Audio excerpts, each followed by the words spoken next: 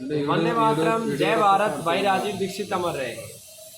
आज जिन लोगों को आपने नायक माना है वो शायद नायक नहीं खलनायक है। इस देश में शराब पीना गर्व का विषय हो गया। क्यों? क्योंकि बड़े बड़े लोग शराब की बोतल को लेके खड़े हो जाते हैं। कहीं आप देखोगे विराट कोहली खड़ा हो जाता है, कहीं अक्षय कुमार खड़ा हो जाता है, कहीं संजय दत्त। असल में ये नायक नहीं, खलनायक। इनका मान सम्मान की आवश्यकता नहीं, इनका बहिष्कार की आवश्यकता है। आज हमारे बीच में एक ऐसे नायक मौजूद हैं जिन्हें हम धरती पुत्र भी कह सकते हैं। मैं हमेशा से ही उन किसानों का ईश्वर की तरह सम्मान करता हूं, उनको देवता की तरह मानता हूं, जो अपनी धरती माँ में जहर नहीं डालते। आप सोचते होंगे कि ऐसा क्यों?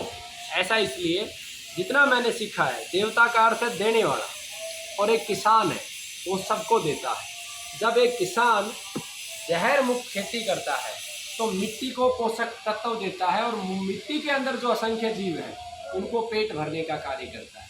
जब किसान की फसल पे बाजरा, मक्का आता है तो बहुत सारे जो पक्षी वातावरण में हैं वो अपनी हिस्सेदारी उसके अंदर से लेते हैं, तो फिर किसान देने का काम करता है। जब नीचे का हिस्सा भूसा बच जाता है तो हमारे गोवंश, हमारी भैंसें, हमारी बकरी, उनको खाने के लिए मिलता है, तो फिर किसान देता है।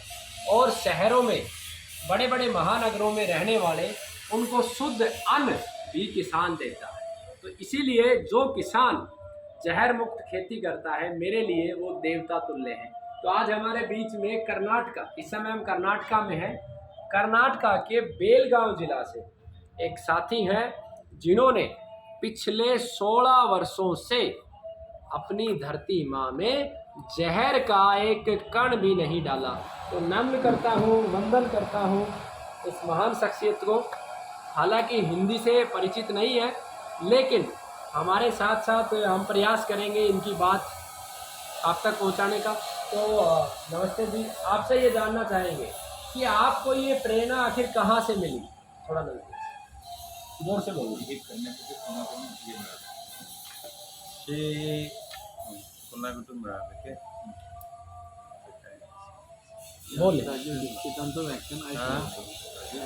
राजीव दीक्षितांचं व्याख्यान ऐकलं आणि पाळेकरांचं. हां, राजीव दीक्षितचे व्याख्यान ऐकून आम्ही चालू. राजीव दीक्षित जी की, इनका कहने का है कि राजीव दीक्षित जी को सुनने के बाद इन्होंने ये प्रारंभ किया। इनका बहुत बड़ा योगदान है कैंसर को हराने में। गन्ने की ये खेती करते हैं और गन्ने से गुड़ बनाते हैं, और इनका गुड़ 100% एक्सपोर्ट होता है, विदेश जाता है। और मैं पूरे भारत के लोगों को एक ही बात कहता हूँ कि हमें दुनिया को कॉपी नहीं करना, हमें केवल अपने आप को समझना है। हमारी शक्ति क्या है, हमारी प्रकृति की ताकत क्या है, और उस ताकत से हम दुनिया को क्या दे सकते हैं, क्या दुनिया की सेवा कर सकते हैं। उसी के माध्यम से भारत को महाशक्ति बनाया जा सकता है।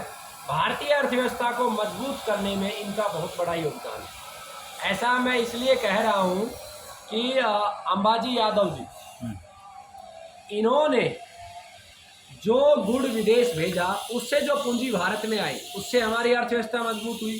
लेकिन जैसे ही हम पेट्रोल, डीजल और अंग्रेजी दवाओं का इंपोर्ट करते हैं तो हमारी अर्थव्यवस्था कमज़ोर होती है।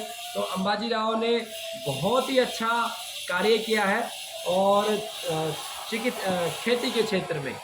और मैं अंत में उनसे ये जानना चाहूँगा कि ये किस प्रकार से खेती में खाद वगैरह निर्मित करते हैं, कैसे उसकी पोषक तत्वों को। जीवामृत, गो कृपा। तो गो कृपा अमृतम आप अहमदाबाद से कनेक्ट हैं? अहमदाबाद से मंगाया है और गौशाला है. गौशाला, इनके पास गौशाला भी है? गौशाला है। तो कौन सी नस्ल की गाय है वहाँ पे? खिल्लार? हाँ, खिल्लार है. खिल्लार। और एक और बात बता दूं कि खिल्लार नस्ल की गाय भी ये रखते हैं।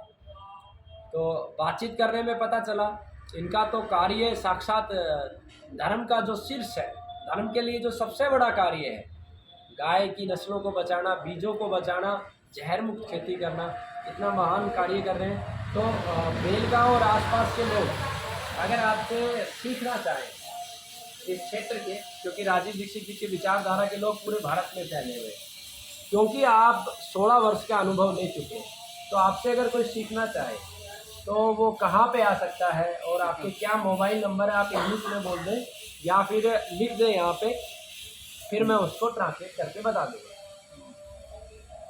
नाव सांगा, गाव सांगा. नाव आणि गाव सांगा. आबाजी बाबुराव यादव. आबूजी बाबूराव यादव रहने वाले. कुर्ली. कुर्ली गांव से हैं ये आबाजी बाबूराव यादव, तालुका निप्पाणी, जिल्हा तालुका बेलगाव. निप्पानी और जिला बेलगांव। बेलगाव। आपका मोबाइल नंबर, माफ़ी चाहूँगा थोड़ा सा लैंग्वेज की प्रॉब्लम है, मैं बोल देता हूँ इनका मोबाइल नंबर हिंदी में है 93 267 61 312, और इंग्लिश में भी रिपीट कर देता हूँ 93 267 61 312। तो आप सभी बेलगांव और इस क्षेत्र के जो भी कार्यकर्ता हैं इनसे आइए, सीखिए, प्रेरणा लीजिए। इस समय दो सबसे बड़े कार्य मानवता के लिए है, भारत ही नहीं समूचे विश्व के कल्याण के लिए, देसी बीजों का बचाना और गोवंश की जितने भी हमारी नस्लें हैं उनको बचाना, क्योंकि पूंजीपतियों के द्वारा सभी देसी बीजों को संरक्षित कर लिया गया है स्वयं के उपयोग के लिए, और समाज को हाइब्रिड और जीएम परोसा जा रहा है ताकि बाकी पूरे विश्व को वो रोबोट की तरह यूज कर सके, अपनी डायरेक्शन में काम करवा सके और पूंजी का साम्राज्य चरम सीमा तक ले जा सके। और इस साम्राज्य को अगर कोई तोड़ सकता है तो वो देसी बीज है और गोमाता है। गोमाता बने राष्ट्रमाता और गोमाता की सभी नस्लें बचे, ऐसी मैं आशा करता हूँ। वंदे मातरम, जय भारत।